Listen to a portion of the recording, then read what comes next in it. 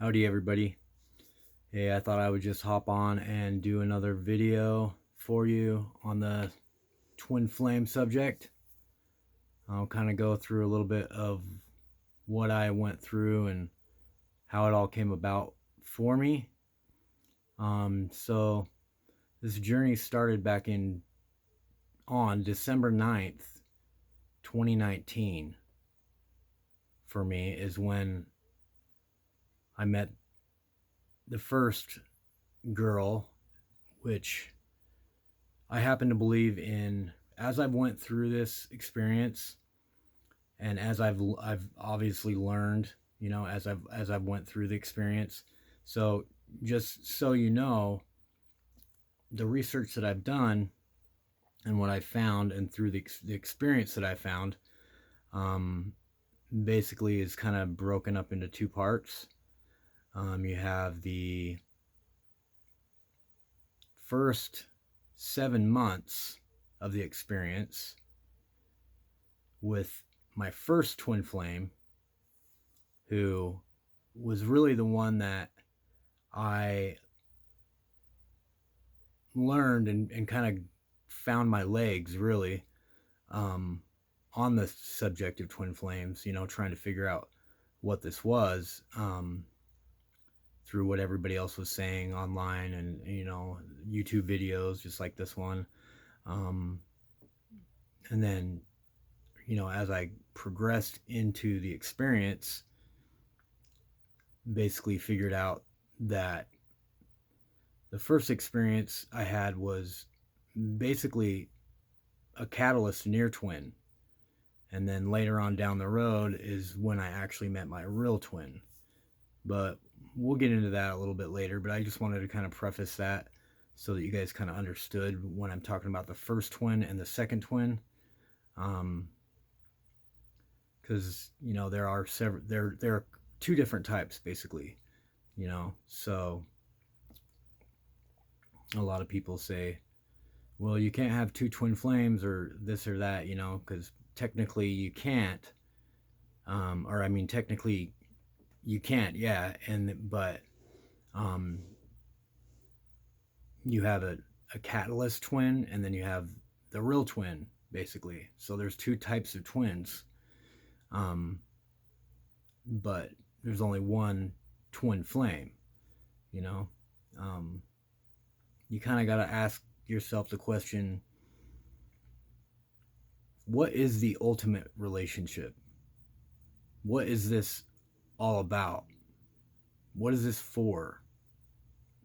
You know, and for me, it's always been about trying to find true love, you know, um, love of the highest caliber, in the highest regard, you know. So wouldn't you agree with me that there is, you know, such thing as true love or love in the highest regard, and that all love is not created equal, you know? So that's kind of, what I figured that this was, about, was trying to find someone who would truly love you, you know, and for the right reasons.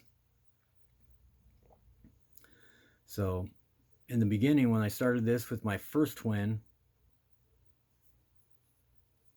I had learned a little bit about twin flames. I had first heard the term about a year prior to this meeting in December 2019. I had heard about it through this witch friend, this witch girl that I basically met online, and we went on a date, and she started to tell me about this thing called twin flames, as well as like, light worker. So those were the first time I actually heard those two terms, light worker and twin flames. And so apparently she knew somebody that was a head leader or something of a twin flame society in my state that I live in. Um, and I actually distinctly remembering asking her, because I felt like for some reason that the twin flame could be like yourself. I remember asking her, do you think that twin flames could be like part of yourself somehow? And she was like, nah, it's not like that. So, but for some reason, even though I'd never heard the term before, I felt like that was actually the case. Which I am a clairvoyant and psychic intuitive. I work professionally as one, so um, it doesn't surprise me that I got such a strong hit on that. But anyway, so I had met a girl before December in like June or something, about June, after I had just left a toxic relationship with another girl that I had been on and off with for like 3 years. And then I felt like after that relationship was over with, I was like, felt like I finally was free and finally was done with letting people treat me like crap and still stay with them and still give them a chance, you know, even though they didn't maybe treat me perfectly, you know. So I thought, well, if you want any kind of love, you've got to put up with a certain amount of undesirable crap because no one's going to be like perfect, you know. And so I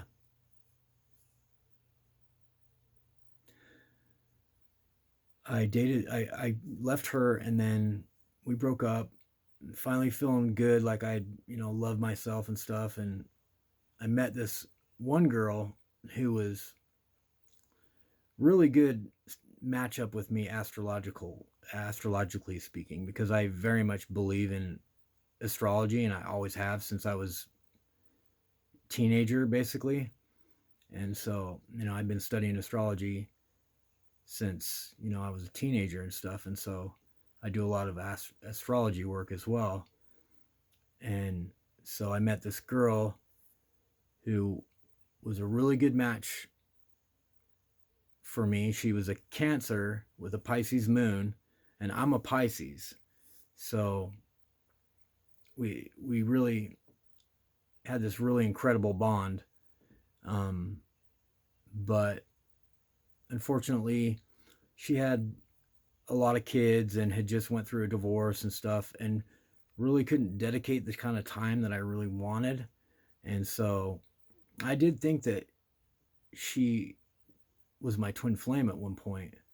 Um, I actually had told her about them, and we had a conversation about spirituality and twin flames and whatnot, going up the one of the canyons where I live on a night that was a full moon. I'll never forget that. And I told her about it, and then when she got home, she took it upon herself to research the twin flames a little bit, and which I had never done. I had never actually researched and looked it up, to see what this was.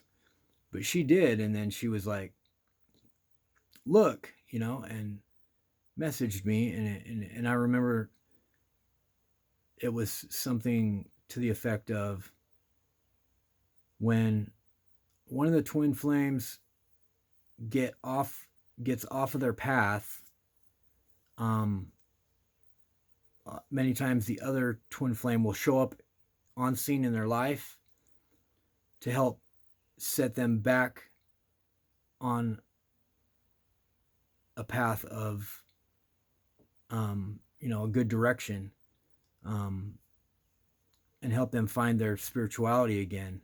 If they get disillusioned with life and spirituality. And so, and I did a lot of those, looking things up. And let me tell you something about online things and facts that are online. Because you can Google a lot of stuff now, and things seem to change by the month almost. I mean, in the beginning, there was two types of twin flames. There was basically ones who are perfect right out the box, and they never have any problems. They're always very spiritual, because spirituality, that was one thing that was actually correct, that I feel is correct, and is that they're, always highly, highly spiritual. Because let's face it, this is about evolution, and this is about the end of life type situation. Astrology is the will of evolution.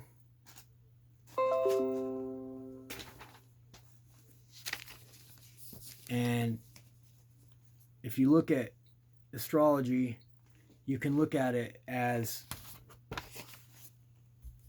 evolutionary.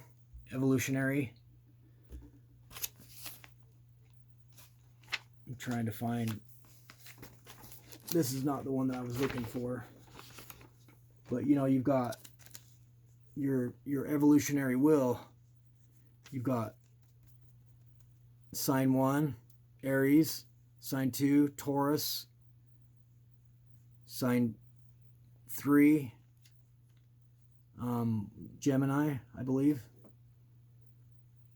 and then so on and so forth.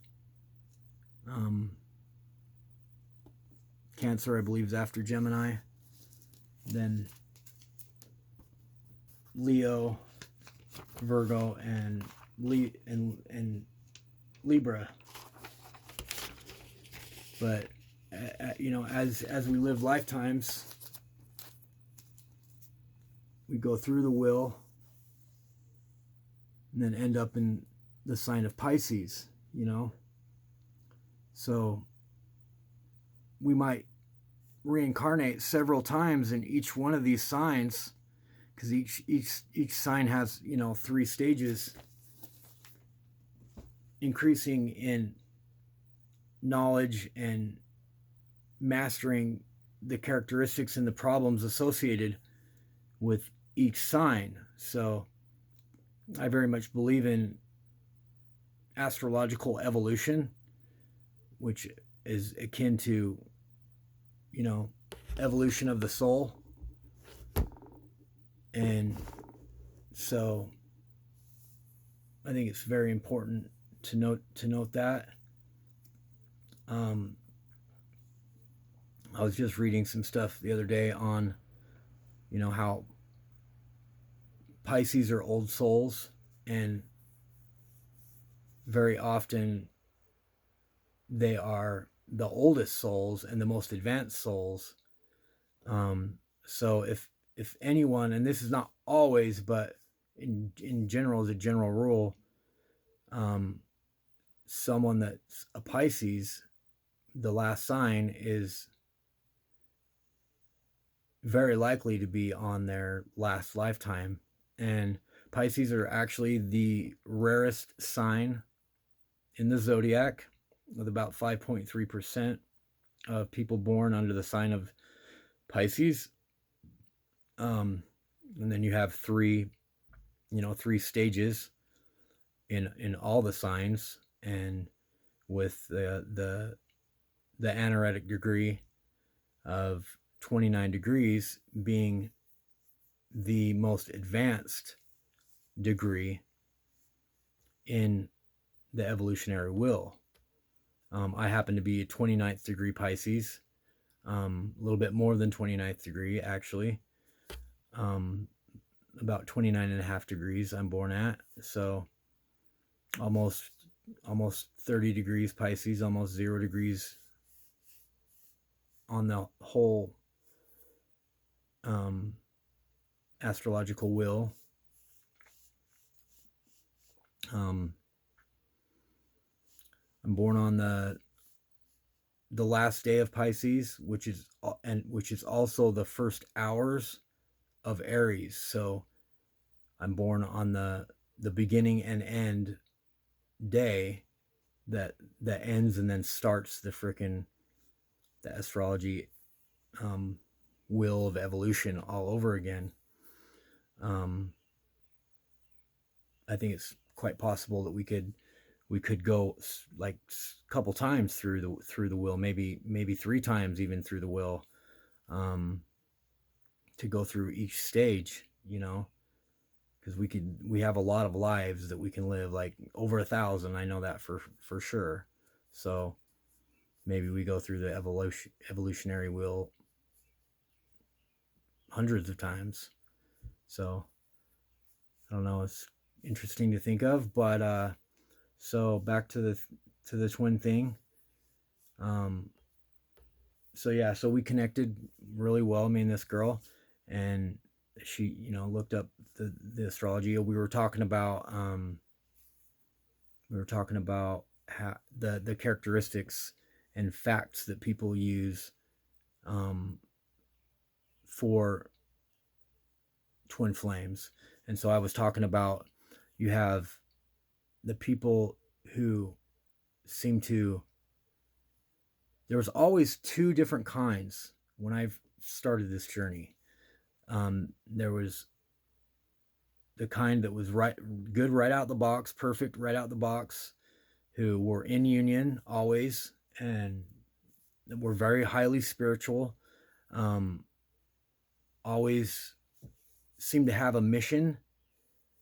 I remember them saying they had a mission, but not all have missions, which I think is a fib. I think that's a lie. I think they said that some don't have missions so they could get more clicks, basically, on their videos, which I'm not gonna do. I'm not doing this for monetary reasons. This is for God reasons. This is to help people figure out what twin flames are and not BS themselves about it. So I'm not here to make money. Like, this is what I do as a light worker, is to try to help people. And I don't want people to go through the hell that I went through, and I don't want someone to misinform me simply because they want to make more money and they want to get more clicks on their videos. Like, I'm not doing that, and that's not why I'm doing this. So I think that anybody that's going to be as spiritual as this requires knows that they're going to do the mission if they meet their twin, no matter what. Because this takes a lot of faith and a lot of spirituality, belief in, source. And I believe in source and God, so if you're that high up in spirituality, and God, not just believe in God, God, you're gonna do the mission. You have no choice. It's just the way it is. Kind of like when you meet your twin, your real twin, you're gonna be together and you're not gonna separate. It's just the way it is. So there was a lot of ambiguity as far as that was concerned. You had that, and then you had which then you had the other kind. And I actually used to argue with and debate with the people that believed in union and perfect right out the box. Like, I used to fiercely debate with these people. I kind of laugh now because I am one of those people now, that I used to debate with, because I was totally wrong. I thought I was completely right, but I was never could have been so wrong, and then you had your, basically, what I coined, basically, which it actually really was a term, was the catalyst twin, basically, which was a twin that you would get and who would bring out the spirituality in you, and you know, trigger awakenings was one of the really big things that I saw in this industry, in this type of thing. Was that one is usually more spiritual. There was actually a lot that of truth in a lot of these um, suggestions and facts, but they they had a lot of it, I think, was wrong. Like my first twin, like I was the more spiritually advanced. They seem to say that the divine feminine is always the one that's more spiritually advanced and triggers the other one, which technically I was the divine feminine in my first relationship with my first twin, because I have a lot of feminine in me. I also have a lot of masculine in me though too, because I'm a Pisces Aries cusp. I'm a Pisces triple Aries, you know, and the first 3 houses that I have are in Pisces, the third house of Pisces, the communicative house. So I'm good at writing and communicating and stuff like that, you know, oratory and stuff like that. So good at conveying messages and speaking and stuff. So I have a lot of divine feminine in me, you know. I've got a lot more like 12th house placements and stuff down the road in Scorpio and another Pisces, but I've also got a lot of Sagittarius and Aries in me. So I pretty much even Steven as far as masculine and feminine traits go. But for the most part, I'm very sensitive type of person, very passionate, very compassionate type of person. So, um, and I was, you know, definitely more of the submissive type in this type of relationship when I met her, you know. So, you know, so I was definitely did trigger an awakening in her. It was about her third awakening, but it was the largest awakening, the awakening that she ever had. So that I felt was very accurate. But basically, I heard, you know, a lot of like stuff like triggering and stuff like that. So you were either good out of the box and you did the mission, or you didn't do the mission, but you were together all the time. And then there was the one where you had trouble and it was like rocky and but still magical in very many ways, you know, which the first one was very magical, like very magical. I have lots of synchronicities, you know, numbers coming out like crazy. It was when I very first, you know, learned about numbers. Lots of crazy coincidences, you know, that were just too crazy to even think about, you know what I mean? So I met that first girl, the girl I was telling you about that had a lot of kids, and we ended up going our separate ways basically. It didn't work out. So I met this other girl. She got back to me on December 9th, which my message had been sitting in her DMs for 4 months. And she finally got back to me.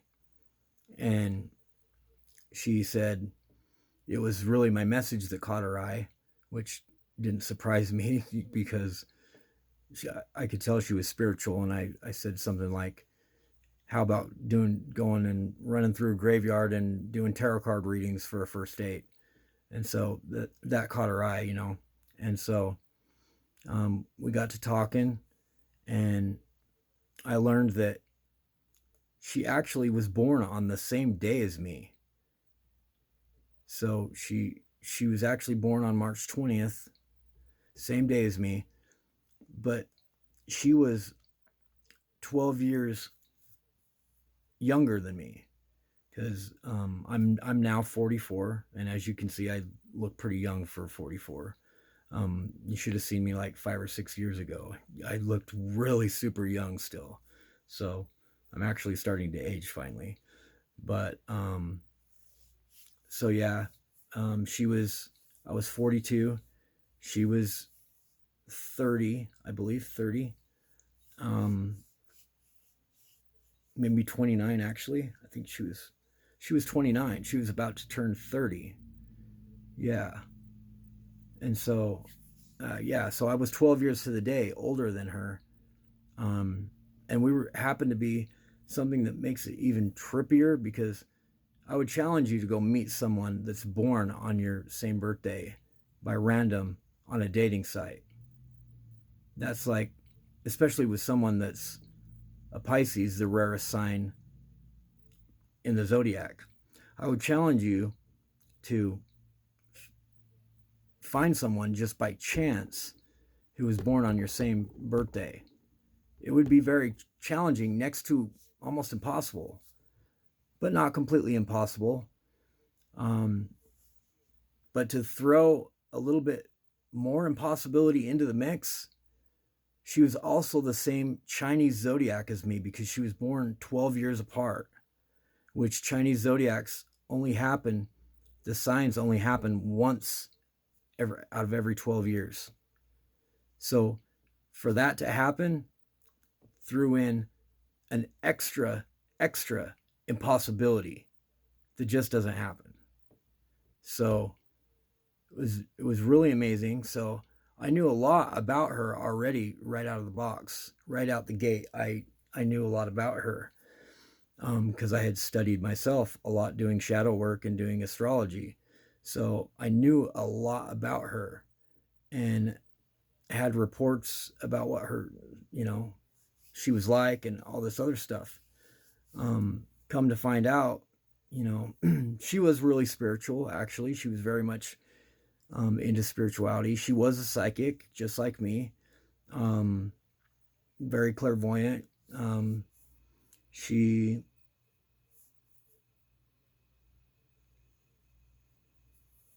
So we were into those types of things. We enjoyed those types of things together. We were definitely both into like magic, witchcraft type of stuff, not like real witchcraft, like just was interested in it. We weren't like cooking up spells and stuff like that every day, but we were into tarot cards and things of that nature, but not really. I wasn't really seriously into hardcore witchcraft or anything like that, anything negative or anything like that. I was completely, in it for the crystals, and stuff like this. This is my antique amethyst, so just alternative ways of healing and stuff like that. So we were both very much into that type of thing. We were both into poetry. So when we started comparing poetry, her poetry was almost like mine. Like, it was crazy. She had my name in her poetry. And she had written down Dom Me Universe, which she basically meant dominate, but nevertheless, my name was in there, and she had all the dates written down for it and all that. And my poetry sounded like I was writing something about a fictitious girl, which it was a fictitious love that I wrote about, that I wanted. And she had almost the same identical poetry. You couldn't tell each other's poetry apart. And hopefully I'll be able to get to post some of that for you so you guys can take a look at that. Well, all right, we're coming up on 30 minutes here for this video, so I think I'll end it here. And then next video we'll talk some more about it. I think I'll probably maybe do another one right after this, but let's split it up 30 minutes apiece so that we don't overwhelm you. All right, thanks guys. I appreciate you watching my second video, and I hope you guys have a wonderful day. All right, we'll see you.